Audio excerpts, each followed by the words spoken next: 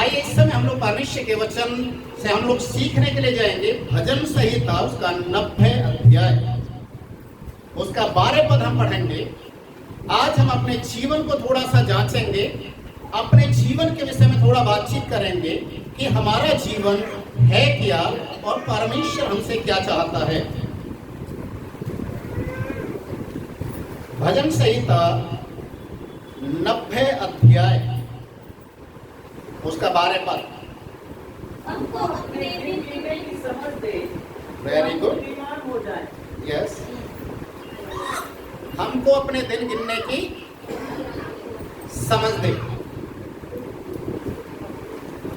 बोलिए, आप लोग सारे बोलेंगे, हमें अपने दिन गिनने की समझ दे कि हम बुद्धिमान हो जाएं। हमें अपने दिन गिनने की समझ दे, हमें मालूम चले हम इस दुनिया में कितने दिन के हैं। Hallelujah, hallelujah. आज परमेश्वर का वचन हमसे स्पष्ट बातचीत करेगा, स्पष्ट। अजी जो परमेश्वर का दास यहाँ पर कहता है, मुझे अपने दिन गिनने की, हमें अपने दिन गिनने की समझ दे कि हम बुद्धिमान हो जाएं। आज इस दुनिया के अंदर इंसान का जीवन कितने दिन का है? क्या आप जान सकते हैं कि कल हमारा क्या होने वाला है? क्या इस दुनिया में ऐसा कोई भी हाथ हस्तरेखा देखने वाला, भविष्य बताने वाला व्यक्ति इस बात को कह सकता है कि मैं इतने साल इस दुनिया में जीवित रहूंगा? कोई कह सकता है?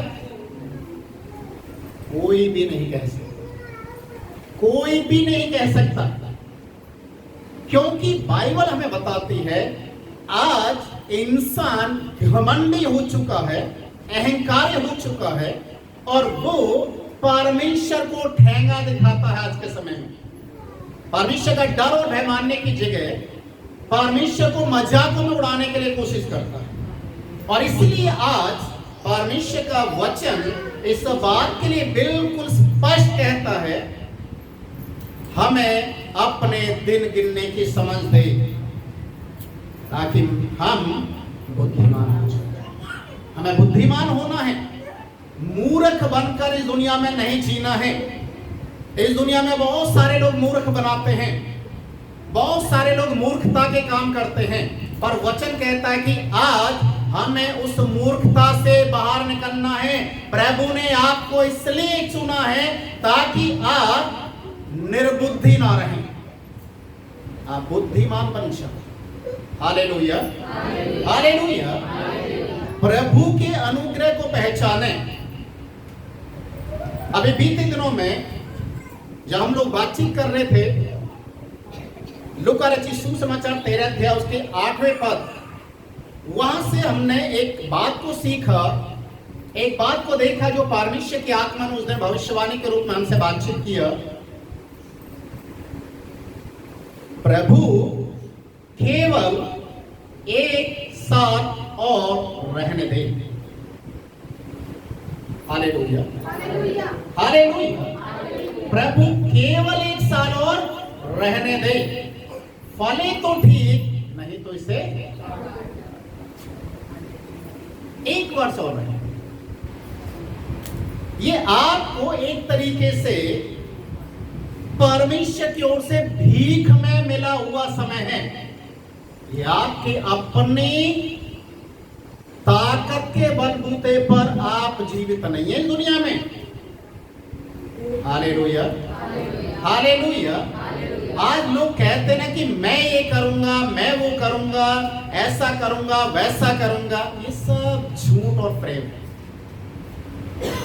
बाइबल में लिखा ये सब झूठ है, क्योंकि हमारा घमंड हमें इस तरीके की बातों को कहने के लिए मजबूर करता है। बाइबल में एक जगह ऐसा लिखा हुआ है, याकूब की किताब उसका 4 अध्याय 13 से 15 पद हम पढ़ेंगे, तो वहां पर इंसान का जो घमंड है वो वहां पर लिखा गया है।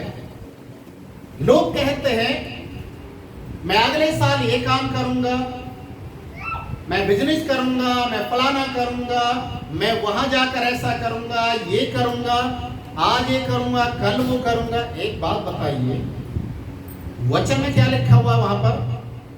याकूब 4 अध्याय उसका 13 से 15 पद, कोई भी एक व्यक्ति ऊंची आवाज में पढ़ेगा। तुम जो यह कहते हो, तुम जो ये कहते हो, आज या कल हम किसी और नगर में जाकर, आज या कल हम किसी और नगर में जाकर हम वहाँ 1 वर्ष बिताएंगे, 1 वर्ष बिताएंगे, और व्यापार करके लाभ कमाएंगे, व्यापार करेंगे, लाभ कमाएंगे, और यह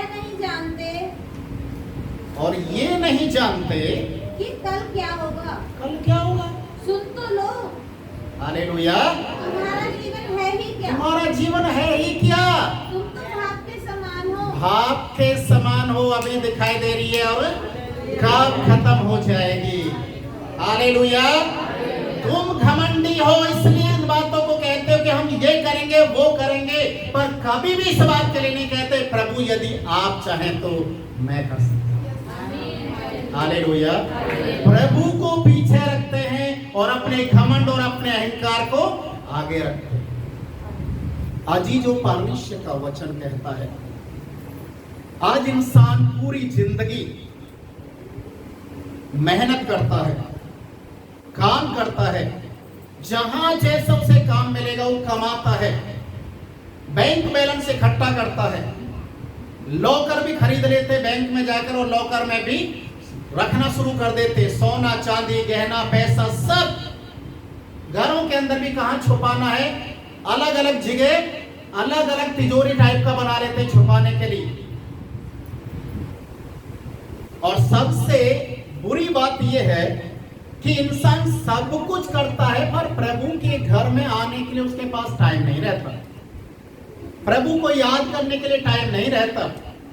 सारे काम करेगा, इकट्ठा करेगा, कपड़ों का एक जो कपड़े इकट्ठे हर साल में, हर 6 महीने में नए नए कपड़े खरीदेगा, कपड़ों का लाइन लग जाएगा घर में, सब कुछ अच्छा हो जाएगा। अजी जो एक बात मुझे बता दीजिए, इस दुनिया में कौन क्या लेकर आया है और क्या लेकर जाता है? Hallelujah, hallelujah. जो आपका बैलेंस, बैंक बैलेंस, मकान, दुकान जितना भी है, आपके जाने के बाद उनका भी बंटवारा हो जाता है, आपका नाम खत्म हो जाता है, यहां तक कि आपका अकाउंट भी बैंक से बंद कर दिया जाता, सील कर दिया जाता, वो भी खाली कर लिया जाता है। और इस दुनिया के अंदर जब इंसान जाता है, अजी जो उसके तन के ऊपर कपड़ा डाला जाता है उसमें कोई जेब नहीं रहता। याद रखिए चीज, आज हम जब टेलर के पास जाते हैं तो हम क्या बोलते हैं मालूम है? एक जेब यहाँ पर लगा देना, एक यहाँ लगा देना, है ना, जेब ऐसा रखने के लिए। और जब इस दुनिया से जाते हैं बिना जेब के हमें कपड़ा। Hallelujah, hallelujah. कितनी जगह हमें मिलती है और कितना बड़ा कपड़ा हमें मिलता है, सोच कर देखिए। क्या लाए, क्या लेके? Hallelujah, hallelujah. सबोपदेशक की किताब उसका 5वां अध्याय उसके 15 और 16 पद को आप पढ़ेंगे तो वहां पर परमेश्वर का दास सुलेमान एक सच्चाई को बताता है। और वो सच्चाई क्या है? आज जितने लोग पैसे के पीछे भाग रहे हैं, याद रखिए, पैसे के पीछे जो अपना खाना भी छोड़ देते हैं, बीमार हो जाएंगे, पैसा कमाना बंद नहीं करना चाहिए। और बहुत सारे बड़े लोग भी घर के अंदर ऐसे भी होते हैं कि चाहे शरीर बिस्तर पे हो, अंतिम सांसें चल रही हो, फिर भी कोशिश क्या करते हैं, एक बार मौका मिल जाए तो मैं एक दिन और काम करके आ जाऊं।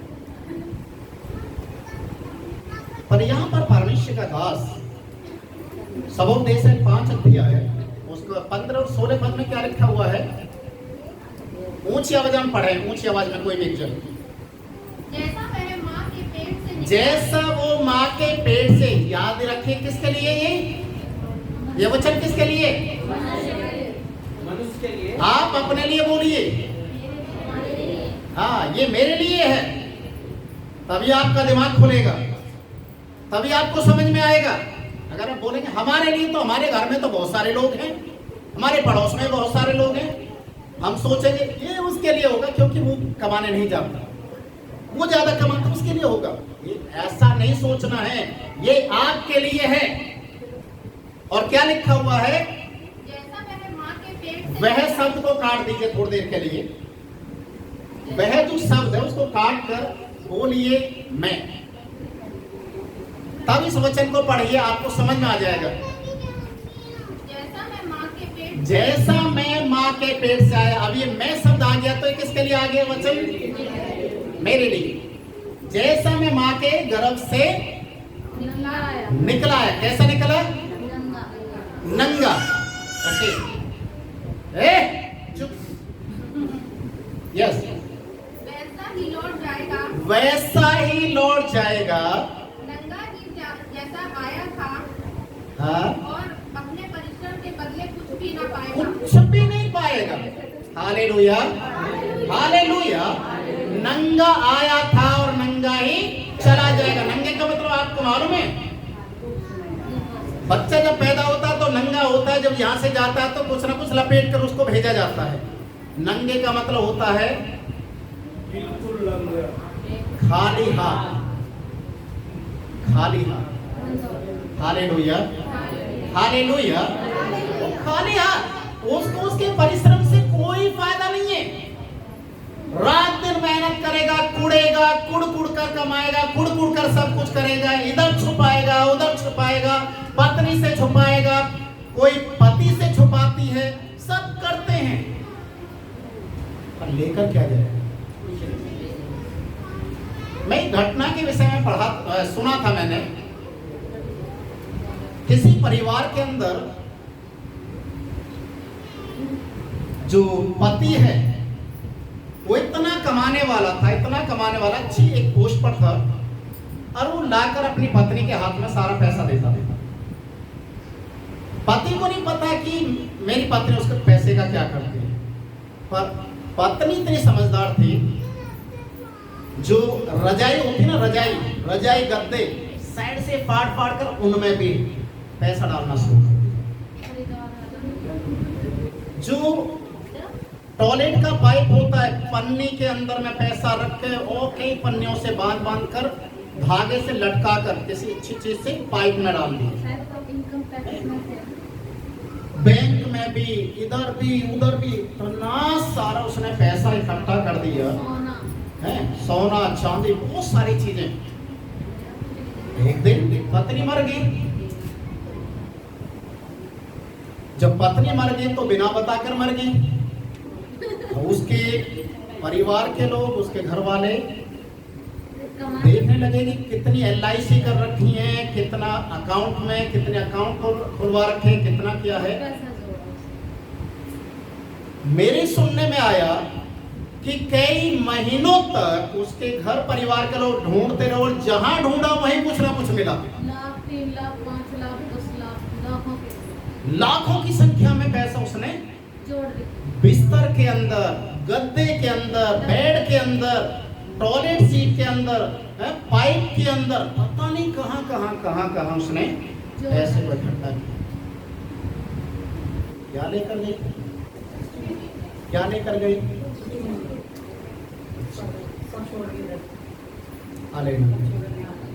हालेलुया।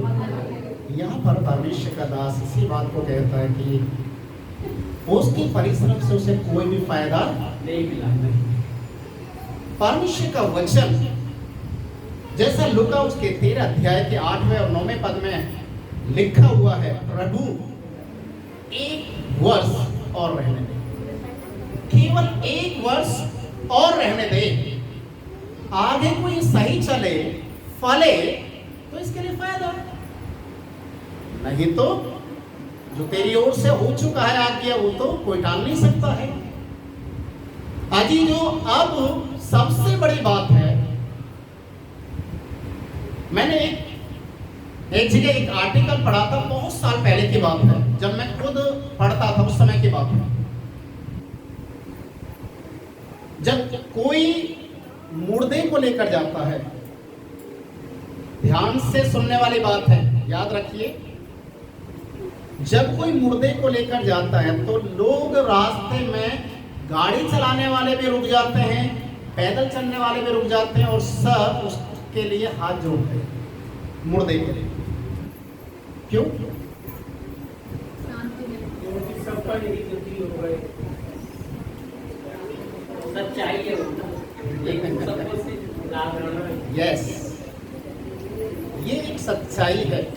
इसलिए लोग 1 मिनट के लिए सदमे में आ जाते हैं, उस सीन को देखकर सदमे में आ जाते हैं और कहीं ना कहीं ये विवेक में एक अचानक एक क्लॉट होता है, एक दिन तुझे भी ऐसे, एक दिन तुझे भी ऐसे ही जाना है। Hallelujah, hallelujah. और इसका दूसरा मीनिंग ये भी निकलता है,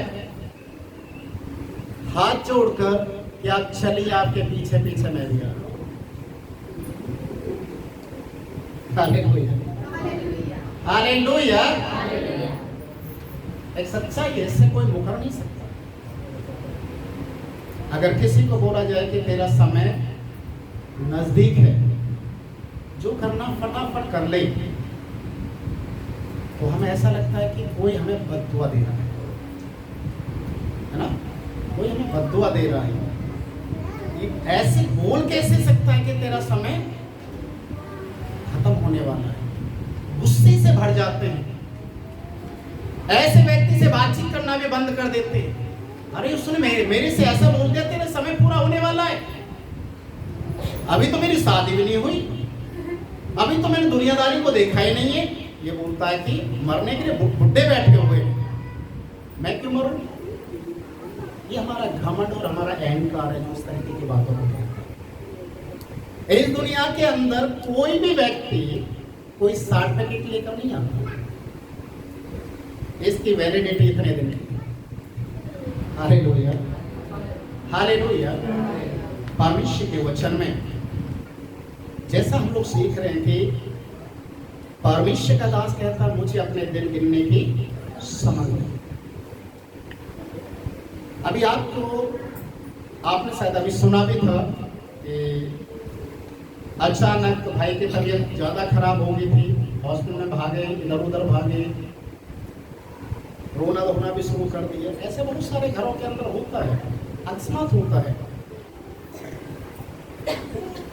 पर याद रखिए, केवल प्रभु ही है जो हमारे आंसू को देखकर हमें जीवन दान देता है। केवल यीशु मसीह, अन्यथा कोई भी नहीं है। जब उस परिस्थिति में हम परमेश्वर को पुकारते हैं तो हम परमेश्वर के एक वादे को याद करना बहुत जरूरी है। वो है विलाप गीत की किताब, विलाप गीत 3 अध्याय उसका 22 पद। ये एक ऐसा वचन है जिसको हमें हमेशा याद ही नहीं रखना, बल्कि परमेश्वर को धन्यवाद देना चाहिए। विलाप गीत 3 का 22, वहां पर लिखा है, हम मर नहीं गए, हम मिट नहीं गए, ये परमेश्वर की महान करुणा का फल है कि आज हम जीवित हैं। हालेलुया, आज हम जीवित हैं, ये प्रभु की महिमा के लिए है। अगर प्रभु की करुणा हमारे ऊपर ना होती तो हम कब के दुनिया से चले जाते। इसीलिए अपने दिनों को गिनना शुरू कर दें प्रियो, घमंड और अहंकार को छोड़ दें, क्योंकि इससे कुछ होने वाला नहीं, ये आपको नुकसान ही पहुंचाएगा। प्रभु को आदर करना शुरू करें। प्रभु जितने दिन आपको इस दुनिया के अंदर रखा है, हर एक बात के लिए प्रभु को धन्यवाद देना चाहिए कि प्रभु आज का दिन तूने मुझे दिखाया, धन्यवाद। कभी कभी मुझे ऐसा सुनने के लिए मिलता है कि एक व्यक्ति घर के अंदर लड़ाई हो गया, झगड़ा हो गया, दारू पी के आ गया, ड्रामा कर दिया, ये कर दिया। ऐसे व्यक्ति से जब बातचीत करते तो व्यक्ति पता क्या करता है, अगर उसने दारू पी लिया तो वो अपने आप को शेर समझता है, सारे चूहे उसके सामने उस समय, और वो इस बात को भूल जाता है कि मूर्ख इंसान, तेरे साथ अगर कुछ भी हो गया तो जिनको तू उल्टा सीधा बोल रहा है यही तुझे उठाकर लेकर जाए। Hallelujah, hallelujah. हमारे जीवन के देखिए, आज तक इस दुनिया के अंदर ना तो कोई गुरु, ना साधु महात्मा, ना कोई बड़ा व्यक्ति इस दुनिया में रहा। प्रभु यीशु मसीह इस दुनिया के अंदर आए, मारे गए, और यीशु मसीह ने एक शब्द को कहा, अगर आपको याद है, मुझे जान लेने का अधिकार है, जान को वापस लेने का भी अधिकार है। और ये अधिकार यीशु के पास है, और यीशु मसीह मरकर इसलिए जिंदा हो गया क्योंकि वो परमेश्वर है। और जब यीशु मसीह के जानने वाले लोग यीशु मसीह के नाम से प्रार्थना करते हैं तो प्रभु मुर्दों में भी जान डालते हैं। हालेलुया। अभी बीते दिनों में एक व्यक्ति मेरे पास, मैंने उसको किसी काम के लिए बुलाया,